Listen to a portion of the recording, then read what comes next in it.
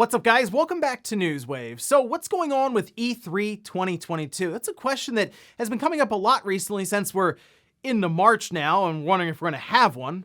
Well, based on some new reports going around, it looks like we'll at least have some sort of event to look forward to, which is leading to talks, of course, around what Microsoft and Nintendo could have in store for us. We'll go over that here today. Also, we are going to be talking about the NPD sales results for the month of February, showing some impressive sales results for Elden Ring as well as the Switch. And we're also going to be going over a surprising update that was pushed out by Square Enix, leading to a ton of speculation around maybe plans for this title because it's Chrono Trigger. Guys, if you enjoy these videos, make sure that like button helps out a ton. And if you're new here to the Spawn Wave channel, make sure you subscribe down below and ring that notification bell so you can keep up to date with all the uploads here on the channel. And we're going to start today with an Xbox showcase to look forward to this week. We can see this posted up over on news.xbox.com saying catch the ID at Xbox Showcase with Twitch Gaming on March 16th. That'll be at 10 a.m. Pacific or 1 p.m. Eastern. They have a couple of games highlighted at the top, which does include Tunic. By the way, Tunic is out this same day, March 16th, so absolutely check that one out. If you played the demo, you know you're going to want to pick this one up right away. They go on to say we'll be featuring updates, new trailers, and gameplay from Finji and Whitethorn, as well as the first game from I Am 8-Bit's brand new publishing label. In addition to all this, fans will also get a chance to see the latest and hear from teams working on Shredders. That's the snowboarding Shredders game, not the Ninja Turtles Shredders game. Roblox, and some new games that you need to tune in for to see. So the exciting thing around these indie showcases is you legitimately don't know what you're tuning in to see. It's a lot of surprises for the most part with original titles. But obviously Game Pass being tied in here means you could see games get dropped into the service right away. So certainly one to check out here, and check out Tunic as well. It's out the same day. Also, there's been a lot of excitement around Dead Space after it was announced that it'd be getting a remake, and a lot of that has to do with, well, people thinking the series was just done after EA dissolved Visceral and that whole thing there. But no, it looks like here in a bit, actually, we'll see this game released. In fact, we now kind of know when this will be happening. We can see this posted up over on Twitter, this from the Dead Space account saying status update incoming, arrival window, early 2023. So we're about a year out from the Dead Space remake that apparently is going to pull in elements from the sequels. And they've really been transparent with the progress of this game. I mean, there are a ton of videos that keep going up on YouTube showing how they are progressing with the development. I mean, even showing like placeholder graphics. They've gone over and detailed some of the audio. And recently they posted up this atmospheric walkthrough. So if you're curious how the game is progressing, go check out some of these videos. Pretty cool looking, and I assume the visuals are going to be really, really good.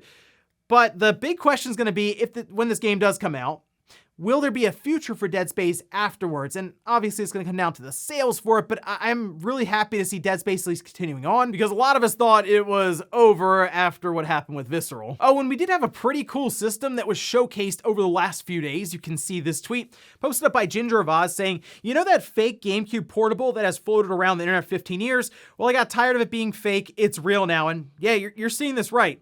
It's like a GameCube clamshell design, but it's based on a mock-up that was floating around the internet, and I think the person put it out to see if people would believe that it was real. But yeah, a portable GameCube that looked kind of like a Game Boy Advanced SP, but this is really impressive stuff. I built that like portable GameCube Wii system myself that a little while ago in a video, and I had all the parts, the instructions, everything laid out, and it was still extremely difficult. So the fact that they were able to have this concept and start basically from scratch, model everything and make it all work, extremely impressive. There's an entire video you can check out of the build process. You should do that. It's really cool looking. It gets like an hour and a half of battery, but it's more the idea that it was able to be done in the first place. And guys, with some of the quick news out of the way, let's get into the bigger stuff. Let's start right away with E3 2022. A little while ago, the ESA said there would be no in-person E3 event over the summer, which left us to believe if it was going to happen, it would be a digital event like last year, which felt kind of disjointed, and some of the publishers showed up with, I guess you could call it a show. I mean, Capcom didn't really have much at all to talk about. Same with Square. But now we're getting to the point where a lot of these developers and publishers are getting back on track, and it does appear that E3 will be happening as an all-digital event once again. We can see this posted up over on Twitter by Tom Henderson saying E3 will be an entirely digital event again this year. according to the ESRB, who sent out emails to developers today. I mean, if these emails are now going out, I assume we're going to see an announcement about E3 probably at the beginning of April. I mean, I assume these are like emails going out saying, hey, what would you like to showcase? If this is the ESRB, like, oh, what would be rated? Would we have to get all that set up with different trailers? So now it's the question of who's really going to show up at E3. It does appear that Microsoft is at least preparing a large show for it, which we can see this post up over on VGC, saying Xbox looks set to hold its E3 style showcase in June. This from Jeff Grubb saying, I'll probably have more to say on this soon, but it's in June, not May. Well, they might do something in May or September, I don't know, but I know that they're planning for an E3 style show in June. They're talking to partners to get big games in there. That is ongoing right now, and it's March, so it's not like they can change that train or turn that big ship around. They're heading in that direction, and they're going to do something in that time frame. So you're going to see some third-party stuff in there, obviously, but the big question is, are any of these developers that Microsoft has acquired, will they be ready to show some of their games? Like, I know Playground's working on Fable. We haven't seen much of it. It'd be cool to see that here, wouldn't it? Or what about Perfect Dark from The Initiative and now Crystal Dynamics getting on board? I mean, The Initiative is the studio that Microsoft started up themselves, right, from scratch. That was the idea. And Crystal Dynamics is coming in to help get Perfect Dark really ramped up with development. Were they able to create like a slice of the game just to show off some gameplay in like a gameplay trailer or something there? All we've seen is a teaser for that, a teaser for Fable, a teaser for State of Decay 3, Avowed. Like, there's a lot of stuff they could pull from to show off here. Maybe they talk a bit more about Halo Infinite in some meaningful way, like when updates will be happening, or just some stuff in the future like Forge. Otherwise, though, I think something that's a lock at this point is that at least Forza Motorsport would be shown here in full. I mean, they could even sit down and just kind of play it like they did with Forza Horizon 5, but that seems to be a game that they should have slated to come out later this year. And since Bethesda would also be part of the show, you gotta finally give us some Starfield gameplay, right?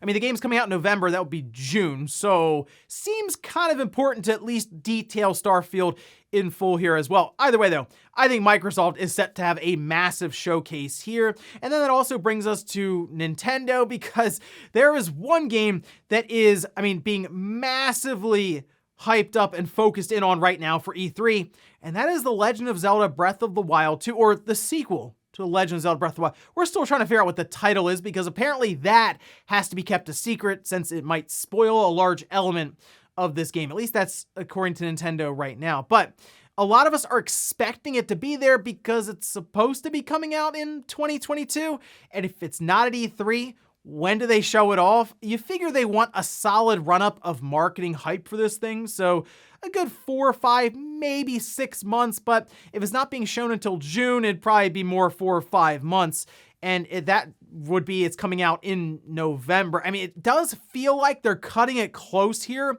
with Breath of the Wild 2, but they've been doing that with many of their titles now. We actually have to go back to the first in-person event for E3 for when they originally announced the sequel to Breath of the Wild. That was in 2019 with things like Marvel's The Avengers being shown off by Square, or Luigi Mansion 3 and Pokemon Sword and Shield by Nintendo. So it's been a little while, and I feel like this is the E3, the big event for Breath of the Wild 2 to steal the show. And then obviously we need dates for things like Splatoon 3, although that might already get one since it's supposed to be coming out in the summertime, Bayonetta 3, and all this talk around this Metroid Prime remaster seems like a good place to announce it and then prep it for like an October or November release, and maybe a teaser for Metroid Prime 4.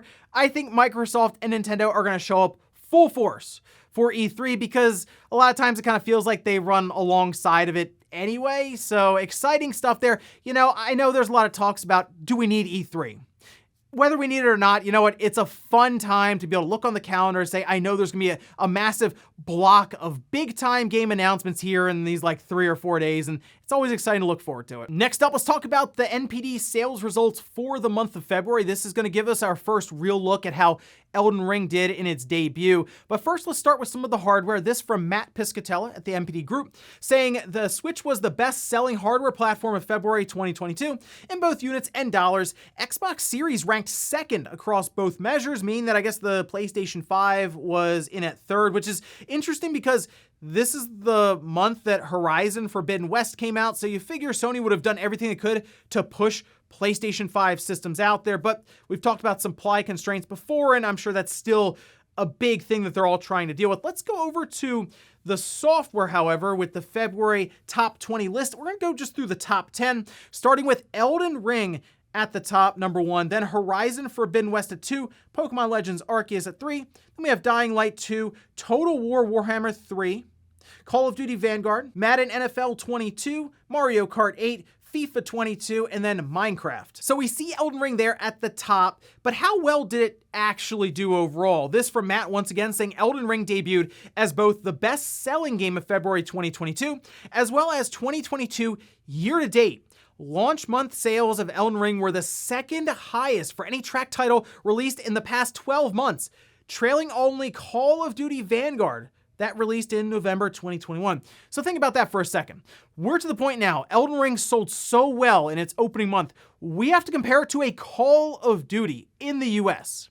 This is massive for FromSoft, Bandai, all of this, right? But the fact that Elden Ring is doing that well is impressive. I know there's a lot of hype around it, and there are probably many people who bought this game as like their first FromSoft or Souls game, but still, you can't discount what they were able to do here with Elden Ring. I know Dark Souls 3 sold well enough. Like, it was 10 million copies.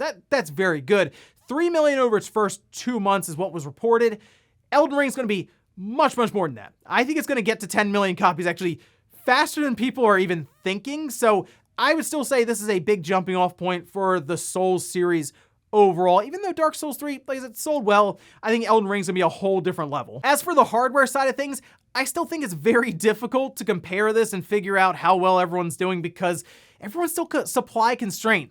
You can't really walk into a store and find an Xbox Series X, a PS5, or a Switch OLED. You can sometimes find Switch Lites, you can sometimes find Xbox Series S systems, but for the most part, it seems to come down to who can ship the most systems. You're probably going to top the NPD then. But overall, an impressive debut for Elden Ring and FromSoft with their big open world Souls game, which makes me wonder what would be next for them. Would they go back to kind of like the Demon Souls or maybe try something different like Sekiro, or will they spend the next 4 to 5 years building out the next big open world Souls game? I wouldn't mind if they went back to the setup they had, a little more linear style with something like a Demon Souls, but who knows, maybe they continue to add content to Elden Ring, and then years and years from now, we get the next big take on an open world Souls game. Either way though, impressive stuff here for Elden Ring. Next up, let's talk about a surprising update that was pushed by Square Enix. It's actually for Chrono Trigger on the PC, and the reason this caught everyone off guard is because this is the first update for Chrono Trigger on the PC in 4 years. Like, seriously, it was just out of nowhere, and we can see some of the updates here.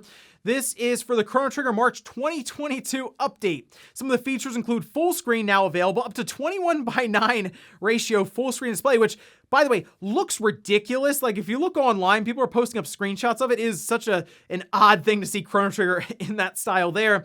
They also have improved controls for direction pad controls, improved directional pad design to make it easier to see, exclamation point with now display for an interaction prompt such as talk. And it seems like they're kind of setting this up a bit for maybe a release on other platforms. They also talk about some of the improvements for the battles, like the battle speed for auto battles increased by 1.5 times. They have available save slots increased to 20 slots now. It's interesting that they've gone back here 4 years later and start to do different updates to it. Almost like, oh, well, we're already kind of working on it on other systems now. Let's go back and just push this update for PC. Although the 21:9 screen update is a bit strange, but either way, hey, why not? If you have it, you can see Chrono Trigger in a whole new light there. But now the speculation has turned to, are they preparing some sort of release, probably a remaster for Chrono Trigger on other systems? I would hope so. Like, I can't believe they haven't moved this to things like the Switch or the PlayStation or anything else. It's very odd because This is an incredible game, and there are a lot of people who have no experience with it. And what we're seeing now is Square really dive back into their back catalog of retro games. I mean, yeah, they're doing some of them in HD 2D. I've talked about how I wouldn't mind Chrono Trigger to go that route, but I feel like it is at least to the point where they could give it the budget of Final Fantasy VII Remake. Would that be commercially viable? Probably not. It doesn't have the same pull as like Final Fantasy VII, but still, Chrono Trigger looking like that would be pretty fun. Otherwise though, leave it alone, Square, remaster it, move it to current systems, give people the opportunity to play this classic. And you know what? I kind of think that's what they're gonna do here. I wouldn't be shocked if Chrono Trigger popped up on other platforms like the Switch, but who knows? Square is a weird company right now. Maybe this 4-year update, they were just kicking it around. They were like, you know what, let's just make that update go live. No other plans for Chrono Trigger. Just want to make sure that people on PC randomly had 21:9 support for Chrono Trigger. And in our last bit of news, let's talk about a very odd aftermarket that's been established for Elden Ring. Now we know Elden Ring is difficult, and one of the best ways to get through tough bosses is to just grind and farm out runes. But what if you don't want to have to do that, and you just want runes right now, and you're willing to spend money? Well, apparently eBay has you covered. Take a look at this. If you just search up Elden Ring Runes right now on eBay, you'll see a ton of listings for millions and millions of them. Like, for example, there's one with over 30 million runes, and it's like 17 bucks. Now, apparently the way this works is you buy the listing, and then they meet you in the game, and they'll just drop item after item after item that you can then pop, and you'll get runes from it. The issue we're running into here, though, obviously the fact that you're buying this stuff through eBay, and it's like, that's already kind of weird on its own, but there are concerns that a lot of this is being done through item duplication and glitches in the game, which would get, obviously, your account into some trouble, and potentially theirs as well, as they're selling them, but they could be creating accounts after account after account to do it. So I don't think I would go on here to buy this. I'm sure there is a pull for people to just go on here and be like, oh, you know what, I'll spend some money and then I'll finally be able to beat Elden Ring. But just because there's concerns around that, I wouldn't risk it. And I did notice that Eurogamer had this post up saying I bought Elden Ring Runes on eBay, so you don't have to. And I mean, for the most part, yeah, people showed up, dropped them some items, took off, and they were able to get runes from it. So it is a thing. I just don't know if I would jump in and start spending money for runes because you don't know where they're coming from. And before we go to the comment of the day, we're going to take a look at the poll that I posted up yesterday where I asked, will Breath of the Wild 2 be Nintendo's big E3 2022 game? You know what? 73% said yes, but 27% said no. So there is still some doubt there that Breath of the Wild 2 is coming out this year. And I mean, I don't blame people because we don't know the title for it. We've seen some of the game, but not a lot. So, I mean, will Nintendo show it at E3 and then release it 4 or 5 months later? I mean, they could be doing that. But either way, we're going to have a big reveal. We'll see the game and be like, all right, this looks amazing. Awesome, I'm picking up later this year. Or it won't be there. And then all of a sudden we'll all realize, okay, this game's probably not coming out this year. And we'll finish up with the comment of the day as you're seeing here. This is from Alston saying, yeah, I'm thinking Keystone is the streaming stick, like you said. I feel like Xbox doesn't feel the need for a slim model or a beefier model, as that means new molds, chips need to be made. And I don't think Xbox wants to deal with that right now. So we're thinking this is a streaming stick. What if Microsoft introduces it as a new Xbox, technically? We talked about this on the podcast, like Xbox A or Series A or something. They use the series name with a different letter. Because if this is $100 like streaming box or stick or something, maybe it's like a little Xbox, it'd be kind of fun, and they sell it that way, would that count towards their console sales? I assume it would count towards their Game Pass subscription numbers because they'd probably package like a 2 or 3 month trial in with the purchase, the box, a controller, and the little card that gets you like a month or two of Game Pass for $100. That would certainly inflate their console sales, but definitely inflate their Game Pass subscription numbers, which is what they really care about at the end of the day. And ladies and gentlemen, that's going to do it here for Newswave. If you enjoyed this video, guys, hit that like button. Really helps out. If not, hit the dislike. Leave comments down below about everything we talked about here today. Was E3 2022. What are you expecting from this event, and what do you think Microsoft and Nintendo will show up with? And then also, what about Elden Ring? Topping the sales charts, but we're comparing it now to Call of Duty sales. And then also, what about Chrono Trigger? Do you think Square did that update because they're planning to move it over to other platforms as well, or is it just being Square being weird? Thanks guys for watching, and I'll see you next time.